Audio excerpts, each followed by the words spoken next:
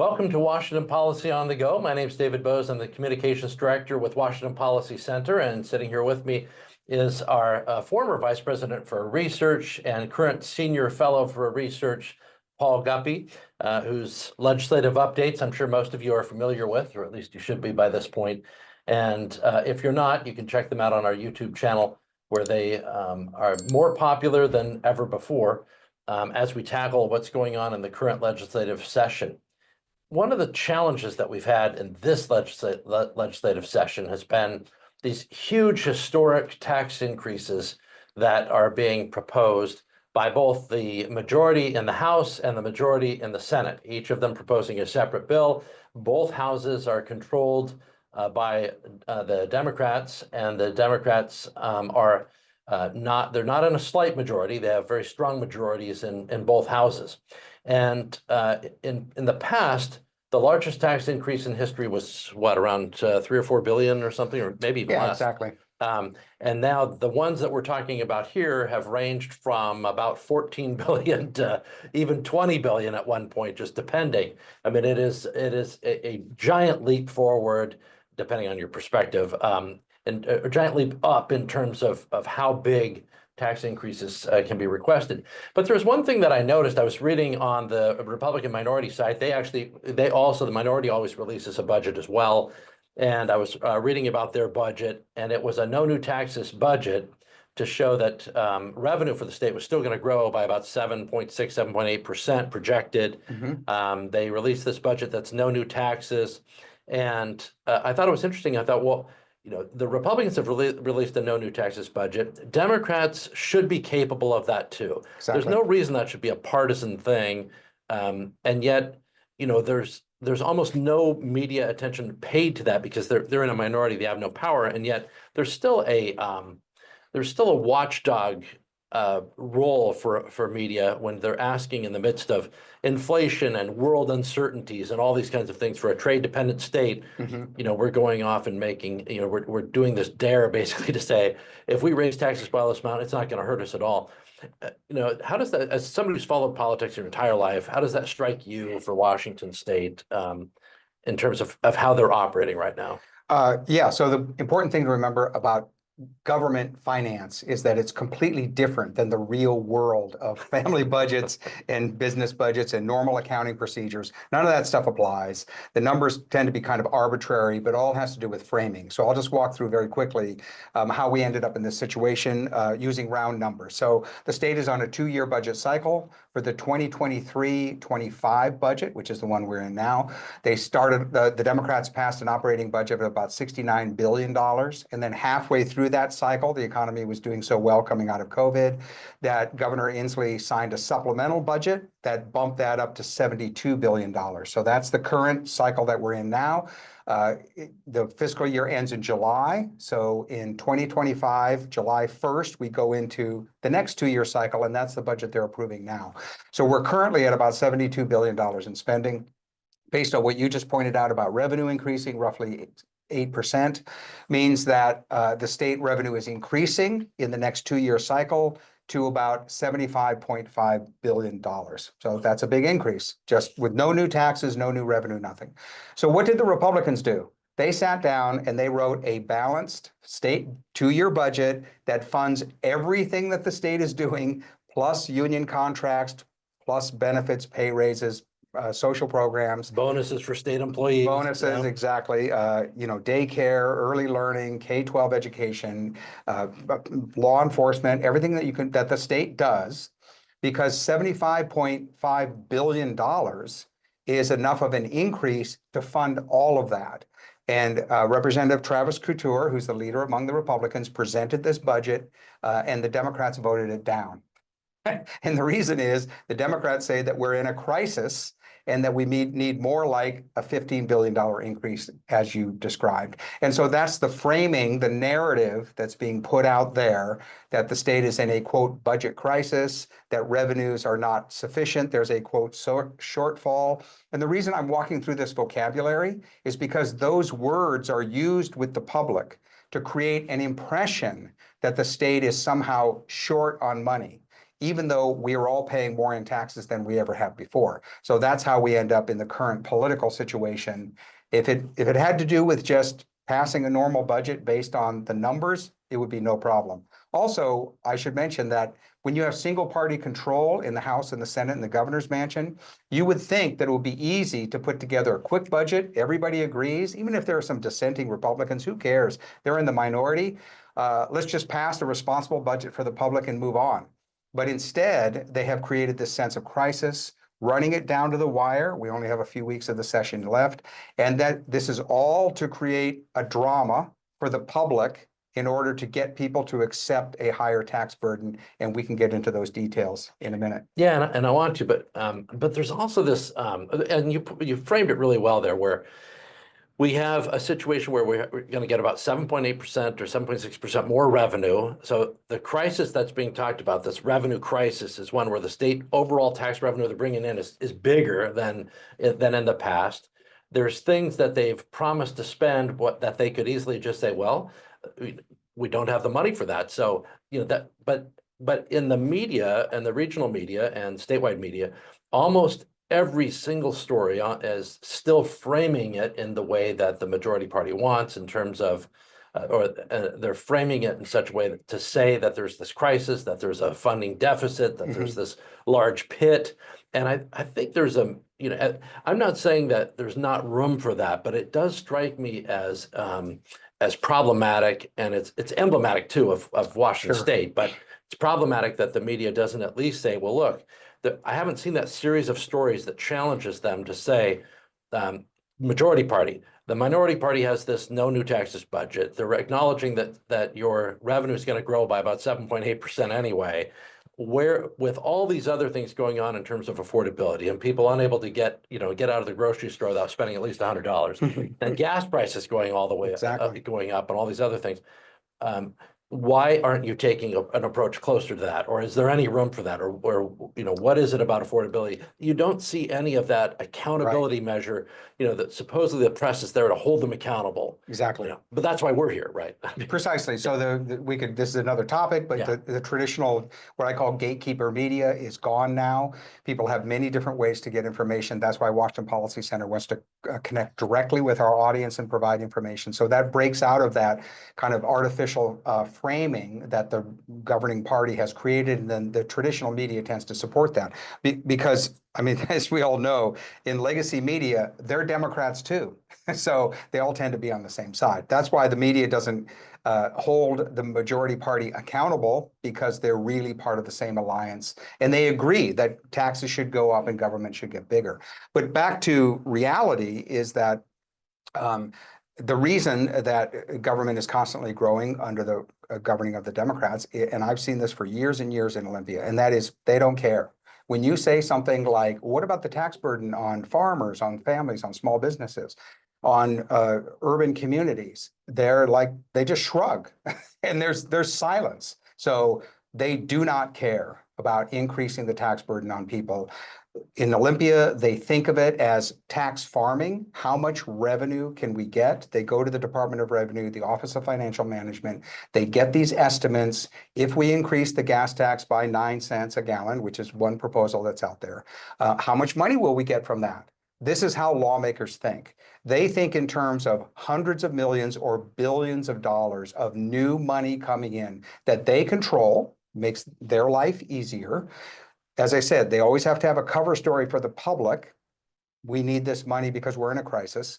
What they never think about is the increasing financial burden that they are placing on everybody across the state. And that just shows that they're insensitive. Their priority is money and power for themselves, and trying to dampen down as much tax resistance as there might be out there.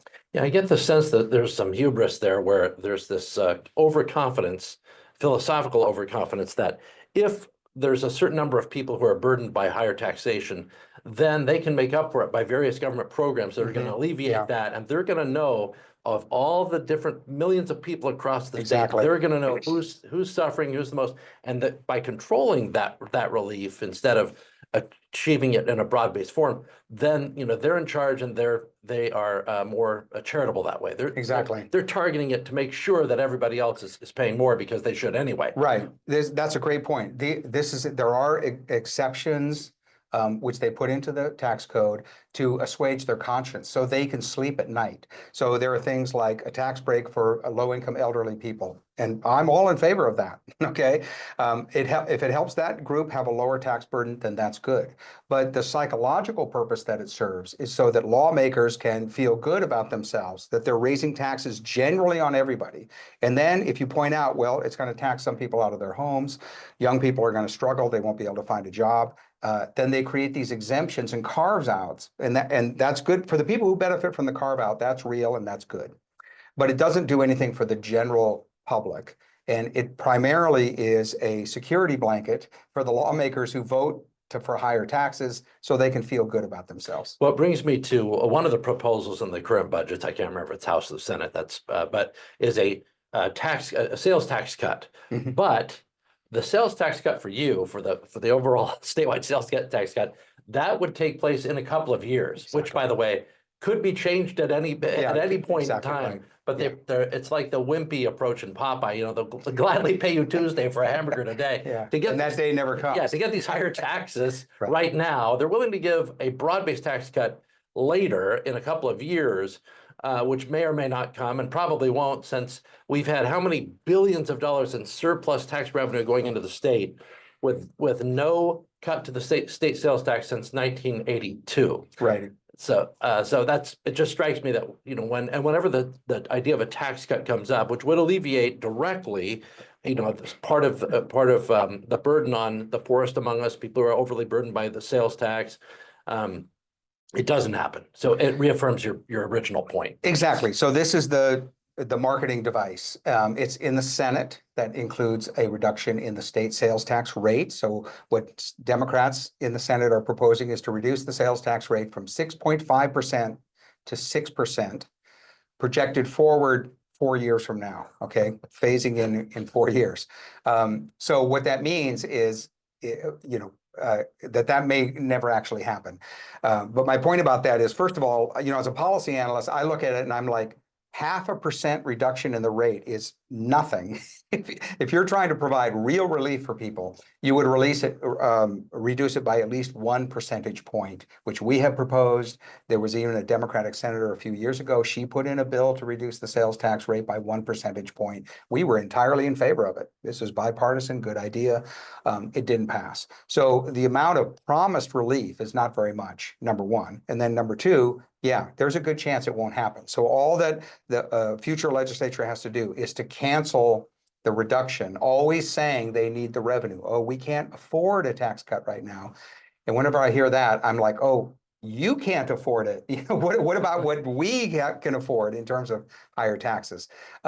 So you're right. And then again, I think that's just put out there as a rhetorical device to make the Senate overall budget, which increases about $15 billion in taxes, more palatable, more acceptable to the public. And I doubt if it's going to turn out to be real. And I want to point out quickly, as far as it goes, we compliment the Democrats for proposing it, and it's a good idea, and I hope they do it. Cut the sales tax, good idea. But in the larger context, I don't think it's going to help much. Yeah, it is. It's like a positive. At least now they're talking about it. Exactly. Which is a plus. The question is, the cynical part of me, I have to guard against that and kind of erase it and say, all right, I'm glad that you're talking about it. There's another part of me that wonders, is it a real conversation or just political camouflage for what you're doing right now? And the proof will be in the pudding if you're gonna actually do something about it at some point. Yeah. So here's an idea. They often use a parliamentary device called an emergency clause, which they tack onto bills. Yeah. So it's the last sentence in the bill.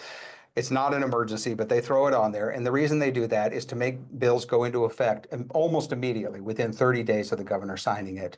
And so my challenge to Senate Democrats is, why don't you pass a freestanding sales tax cut, put the emergency clause on it, and if Ferguson signs it, then it'll go into effect in a month, and we'll have the tax reduction right away. Let's take that approach. Yeah. One tax that has mostly gone away has been the wealth tax, and that was a big deal because statewide they were trying to take the Seattle approach, tax the rich, soak the rich. If you drive through town, you see people with signs and cardboard saying "Time to tax the rich." Go get those folks. But one interesting thing that happened in Seattle was you had a number of wealthy people and businesses decide to move their growth to Bellevue, Right. To go across the lake. And so the approach now at a statewide level is, well, let's do it statewide. And the idea there seems to be that there's no new Bellevue for them to go to, but there's like Idaho and Tennessee and Texas and other places, Florida. So first of all, why don't you give us an update on the wealth tax, where it stands, because it's gone but not forgotten for right now, and it could easily come back. Right. So first is to say what a wealth tax is that it's just an arbitrary levy on the value that a person owns, and the government just takes some of it every year. In this case, it's 1% on people who have more than, I think it's $250 million or more than that. Very, very high income level. And the reason is so that this is cynical.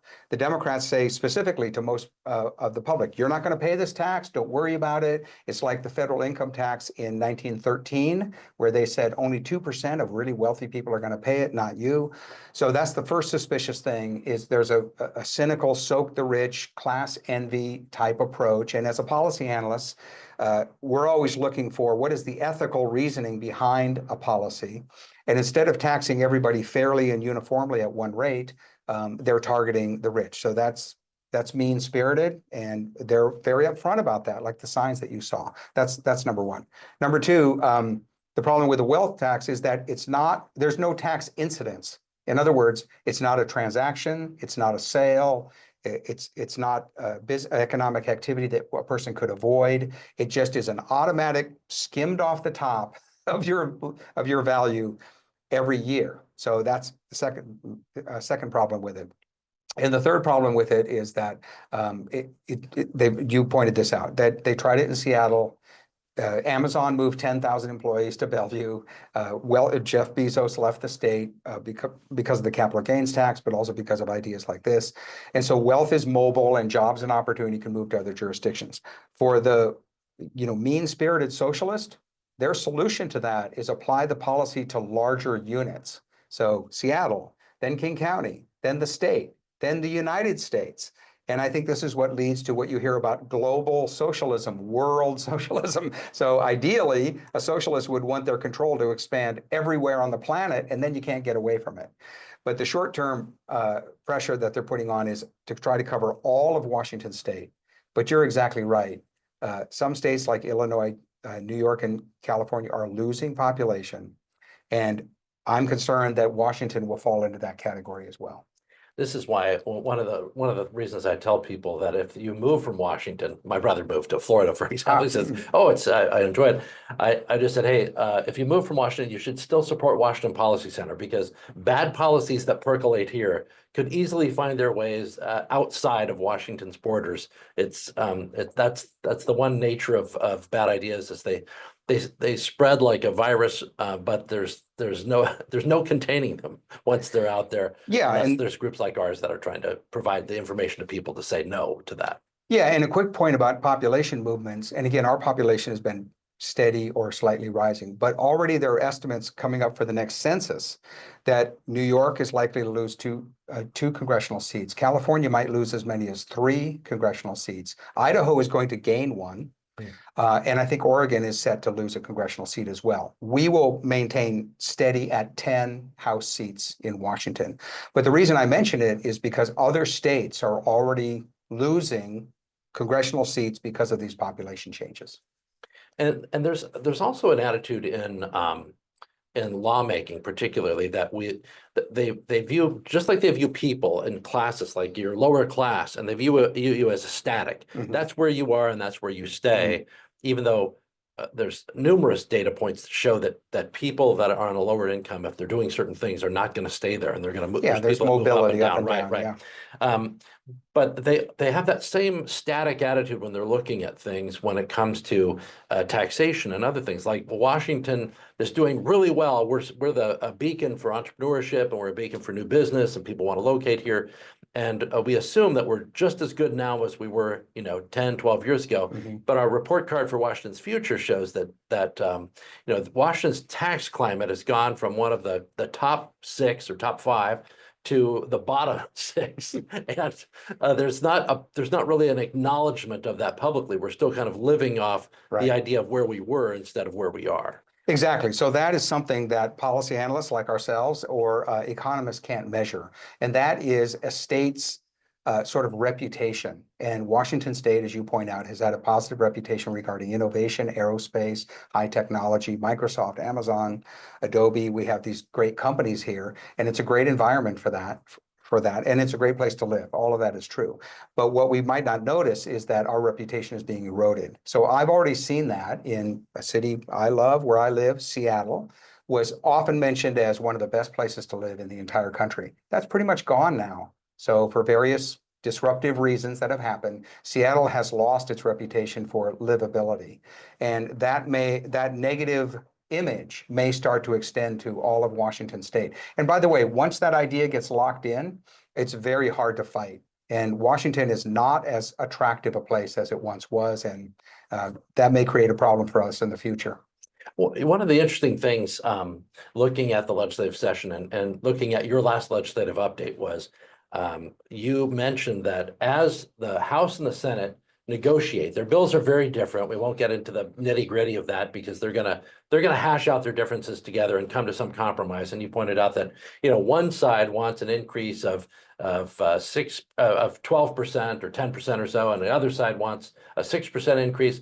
The average person thinks, oh, they're going to come together and compromise, probably somewhere in the middle. Maybe it's going to be 7%, something like that. And you said, in your experience, that compromise is often, well, let's just do both. Let's get 15% of an increase. Tell me about that, or what you've seen over the years, and why that was a part of your legislative update. Yeah, so I don't say that that's automatically going to happen, but it is a tendency. Again, the difference between public financing and politics inside government and the way that the rest of us operate out in the real world. So when senators and House members come together to reconcile 2 different versions of the budget, and this is going to be coming up pretty soon, the Senate has already passed their budget and the House is passing theirs. When these 2 groups get together behind closed doors to negotiate, think about what the incentive is for both groups, especially since they're all Democrats, okay? And that is a compromise that gives everybody what they want works best for them. Then they just have to go sell it to the public. So the example you gave is a good one. The one I was thinking of is the House wants to raise the gas tax 6 cents a gallon. The Senate wants to raise the gas tax something like 9 cents a gallon. And we think that the compromise will be in between those 2 numbers. It may end up being something more like 15 cents a gallon. So I don't say that's guaranteed, but this is just to illustrate what their internal thinking is. Once they have reached these so-called compromises, then their challenge is to sell it to the public. And that's what you'll hear at the next phase. We're facing a crisis. We made hard choices. This is incredibly difficult. And I always smile when I hear those phrases from budget writers, because I'm like, put me and my team in charge of this budget and hey, we'll put it together very easily. So that's what's going to be going on in the negotiations between the 2 houses. And you hear about the hard choices and the tough negotiating and all that stuff, whether the state's facing a surplus of $4 billion they weren't expecting, right, or if it's if they get less than projected revenue. It's the same thing either way, which is to say, yeah, resources are limited and you have to make choices. That's the job. Right. But if you have $75 billion, which is an 8% increase over what you had last year, you should be able to make that work. And a 51% increase over the past 10 years for this, and that's adjusted for inflation and adjusted for population. 51% increase in the size of our state's budget. Right. So that is no small change there. But that reminds me of you mentioned that they have to sell that to the public, but they're with a one-party dominance, which is the way Washington State is. And there are other states that are, dominated by Republicans and they have, other problems. But you have a one-party state here. There's no fear really of losing elections right now. And I think with the last slew of initiatives being defeated, I think that's kind of eliminated the fear of overreach on taxation because now, I think a lot of people have interpreted it as, well, Washington citizens, they support these higher taxes. They like these higher taxes. Or at least they can't stop them. Or they can't stop them, right? And then there was also, but there was some confusing ballot language among some where, people were, if people are asking, me and you about how do I vote on this thing here, particularly the Climate Commitment Act issue, because they weren't sure which direction repealed versus the other. And so then you had new ballot language inserted in saying the state on the ballot would say things like, if this tax is cut, it will cut education, or it will cut these programs that people really love, even though that wasn't true. And I've brought that up to a number of people who, I see that as a very serious problem going forward, because the fiscal impact language allows them to put partisan language or biased language for these policies that don't necessarily have Republican or Democrat. They might lean one way or the other, but people could support them in either way. But with this language, they're able to manipulate it to say the things that are most likely to sell it on one side, but they don't say it on the other. Like, nobody was saying, in the fiscal impact language, you're going to be paying 40 more cents per gallon of gasoline, and it's going to go up every year from now on. Yeah, that's the carbon tax. Carbon tax combined with the low carbon fuel standard and other things. So with that, when you look at that, how do you see Washington holding government accountable in the future, and how do you see fighting against that kind of language? Because I'll tell you, when I've brought it up to people on the left, whether you've been on KUOW from time to time, and I brought it up, and my panel colleagues are like, "What? No, that's perfectly fair. That language is fine," No, and it just blows my mind. Yeah, so. Yeah, so this is a common tactic that politicians who are pushing for higher taxes, or they want to stop a tax cut, either way.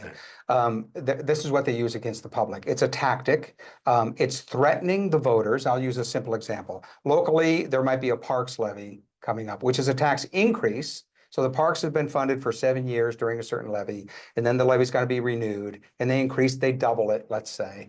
And when people complain, like, why are you raising our taxes to pay for something basic like parks? Like, haven't you figured out a revenue source for this yet? No, we're going to do a special levy. If you object to that, then the threat that comes back is, if this doesn't pass, we're going to close the parks, we're going to close the schools, or public safety will go down. So that's a classic threat, number one.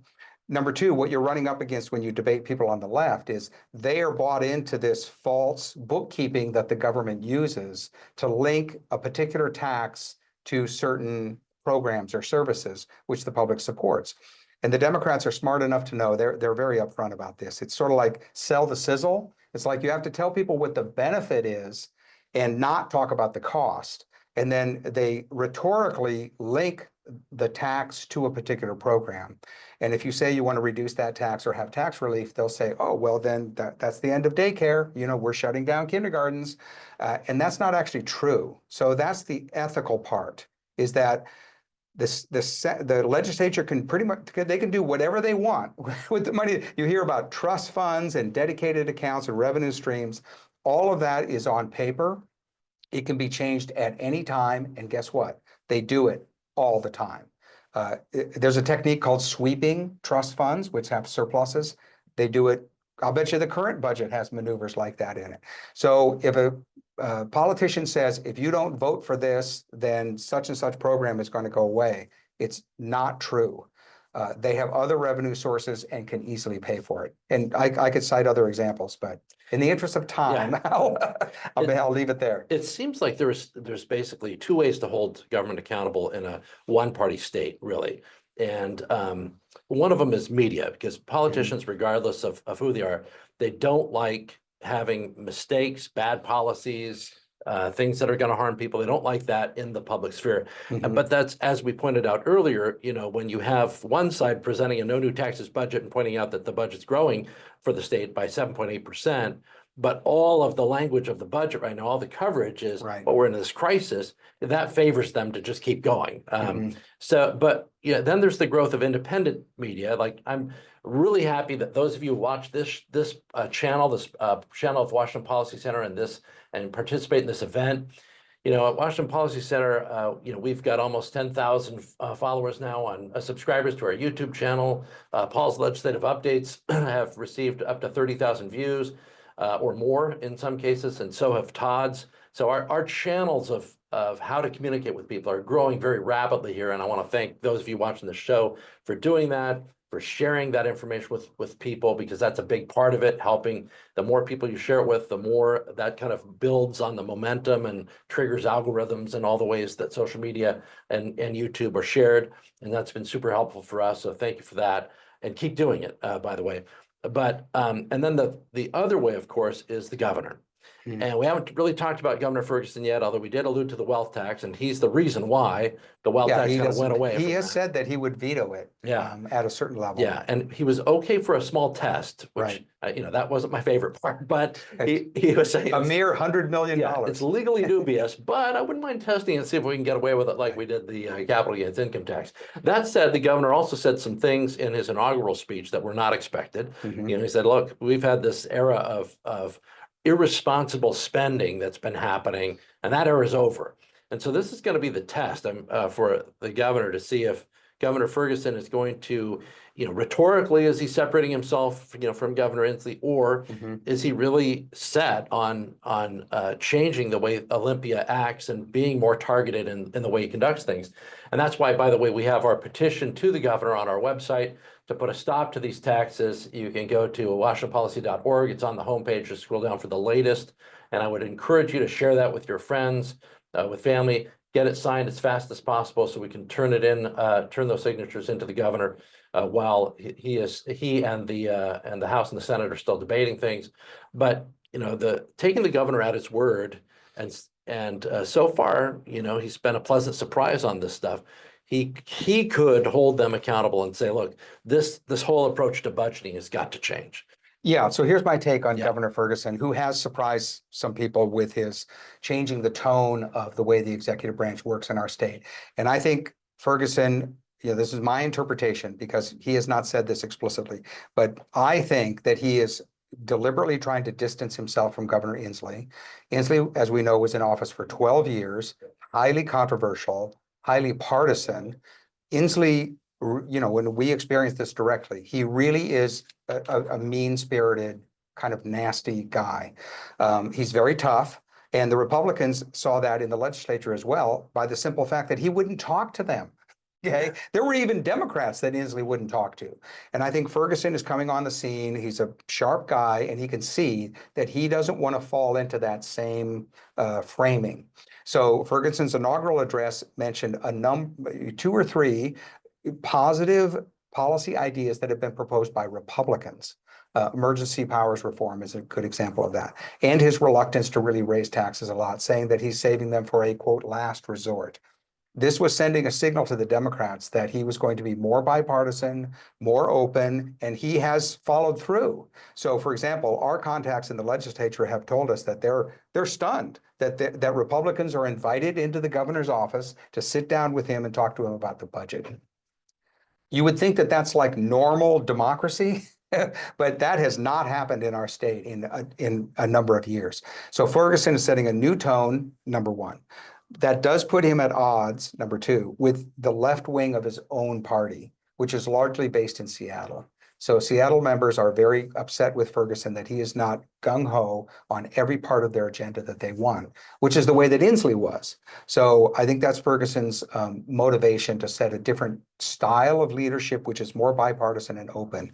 And then the last point I'll make about that is I think that Ferguson is also smart about setting spending priorities for the future, because he doesn't want even more headaches later in his term. By getting overspending under control now, it will make the later part of his term easier when it comes to writing the budget.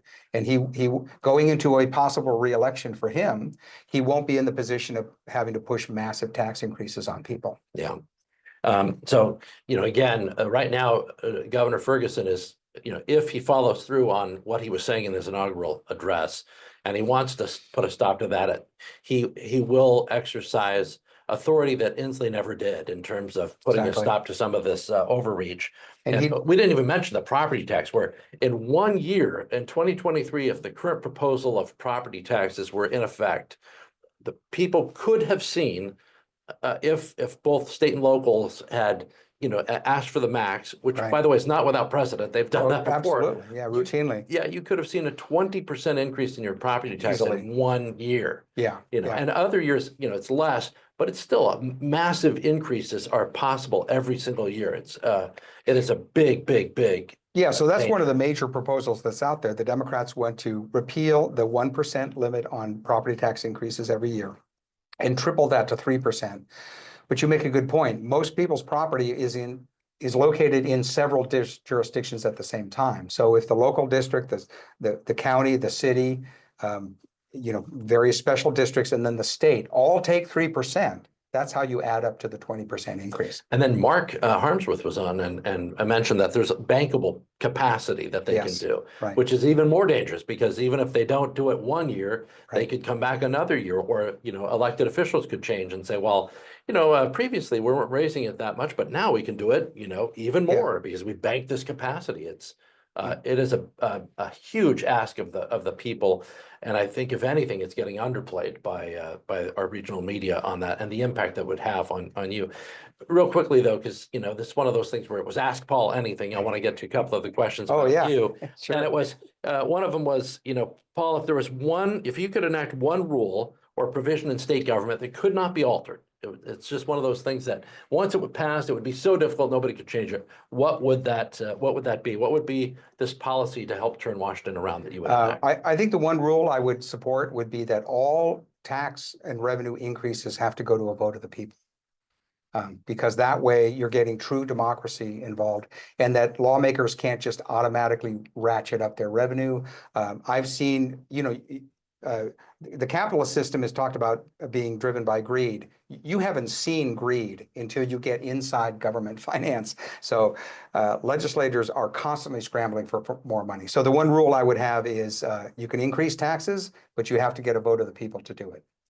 Next, do you think that the hyper-partisanship of today among legislative bodies at the state level is unprecedented? And if so, what do you see as the cause? Yeah, that's a great question, because we're all concerned about the health of our democracy. So Washington has 7.5 million people, and yet our politics seem to be driven by one compact urban jurisdiction, the Seattle area mostly. And when you look at the makeup of the Democratic caucus in the House and the Senate, the Seattle delegation dominates everything. So I think that's what accounts for the ideological split that we have. Another factor is taking national politics at the local level. So even though we all deal with a lot of nuts and bolts programs and public services, the anti-Trump anger among people on the left reflects in state politics. And I think that distorts our priorities when we're trying to make decisions just for our state. Who cares what's going on in the rest of the country? We're trying to make good decisions here, but highly partisan politics interferes. And I think that's why that happens. And by the way, in terms of solution, I think I'll circle back and again compliment Ferguson for trying to break some of that and be more bipartisan. Yeah, it's interesting. I was speaking with friends about during the presidential race, and you had some friendships break up, families angry, and all that. Terrible. And I would mention that if there ever was a state where you didn't have to do that, it's this one, because there is no Republican that puts Washington State in a plan of victory for the presidential race. Well, good point. We're not a swing state. No, the Democrats assume that it's going to go in their column. Republicans know it will. Right. And other than a few fake polls that come out every once in a while to try and get people to donate, it's Washington State is not a swing state, not part of that planning. So you could easily just say, hey, at our Thanksgiving table, let's just talk about state politics and the impact that happens here, because the other stuff is going to be decided without us, so. Exactly. And reflective of that is the Republican Party in our state. Even though they support Trump, he's the nominee, he's our candidate, they don't really put a lot of focus on that, because again, they know that Trump that the Republican presidential nominee, whoever he is not going to win Washington State in a national election. That may change someday, but it does provide the reasoning for just laying that aside and coming together and focusing on our in-state problems. Yeah, the last Republican to do it was Reagan, and Yeah, you know, in '84. yeah, not since. So, real quickly, adulthood is apparently situational when it comes to state school policy. Children as young as 13 are considered as adults under HB 1296, the Student Bill of Rights, as well as Washington's mature minors doctrine. Yet, all children 8 years of age and under 18 years are required to attend school. And HB 2044 would expand consequences for student truancy. If children are essentially adults, why can't they skip school? Yes, That's an well, involved question for you. this gets at the erosion of the public education system. So traditionally, the model was the local public school is a partner to families. It's a resource in the community. It's essential for kids to get educated and to become good citizens, learn their civic duty, and learn to work together. So that's what education is all about. What public education has become is oppositional to what parents are trying to do with their own kids. It breaks up families. It's undermining parents' ability to deal with their kids' problems in schools, as controversial as those are. And I can tell you, as a parent, these kinds of policies drive moms and dads across the state absolutely bananas. When you realize that the principal at your local school is not your friend. I mean, that person's not helping you anymore.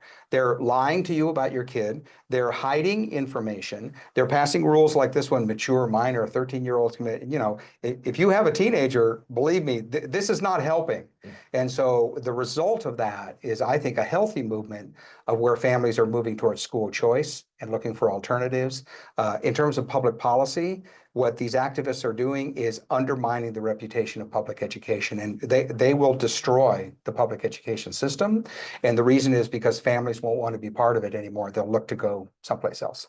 Yeah, and if you're looking for consistency in state policy, for some, philosophical consistency is not the goal. Yeah. It's And this question points that out. As long as it's marching in their direction, Yeah. they'll be consistent in one area and wildly the opposite in the other if it fits what the agenda is. Real quickly, another question: is there any chance the governor? What odds do you give for the governor to veto some of these big taxes? By the way, you should be signing our petition if you haven't and sharing it with your friends. Go to washingtonpolicy.org/petition for our petition to the governor. But go ahead. I think the chances are high that Ferguson will be successful at pushing back against a number of these big taxes, because he has a couple of powerful tools. One of which is something that we've supported for years, and that is the ability of citizens to sign online to a committee hearing and do remote testimony. Tens of thousands of people have signed up, even if you don't get to speak. Right. What the lawmakers see is thousands of people signed up against these tax increases. So that's kind of casting a vote right there. And the second thing is Ferguson does have leverage through his policy of being more open and bipartisan. So I think that he can count on the support of Republican members to support a veto, and the Democrats might not have enough votes to override a veto. So if Ferguson really puts his foot down and says no wealth tax, no property tax increase, I think he'll be able to succeed. One more question. 2 weeks ago, Idaho Governor Brad Little had a press conference announcing a big tax rebate to citizens. What does Idaho do so well that we cannot? I even heard that Inslee moved there. Yes, apparently he did retire there. That's not a great look when the former governor moves to another state. He denied that, I guess, but okay. We'll Maybe wait. it's just a rumor. Yeah. Okay, but regarding, and this is what's frustrating again about being. Well, then again, I take that back, because Inslee said a lot of things. He can deny a lot. He denied prices would go up with the Climate Commitment Act too. So yeah. Yeah. But yeah, we see announcements like this regularly from other states. Almost every other state has passed tax relief in some form, even blue states.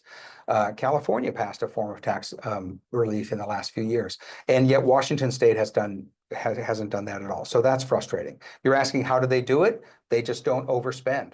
I mean, Idaho's revenue is increasing just as ours is, and all it takes is for the legislature to not overcommit, build in, take one-time spending and make it permanent in the budget. One thing that Washington did was they took COVID relief funds, spent that money, and then built those numbers into our state budget. So that's another thing that drives up costs. It's very simple. Don't overspend, and rising revenue will make it possible to reduce taxes at some point. Well, thanks for being on Washington Policy on the Go. As always, Paul Paul is right now the record holder for a most watched video for Washington Policy Center, although he and Todd are kind of duking it out with, and you know, everybody wins when that happens. And even Mark Harmsworth's last video has picked up quite a bit. So again, I want to thank you for making that happen. I want to remind you, tell your friends and others to check out washingtonpolicy.org/petition for our petition to the governor to exercise his stated agenda during his inaugural address to get fiscal sanity back in Washington and use his powers to curb the record-breaking tax increasing ambitions that we're seeing in Olympia. And we will see you next Tuesday for another edition of Washington Policy on the Go. Thank you. Thanks.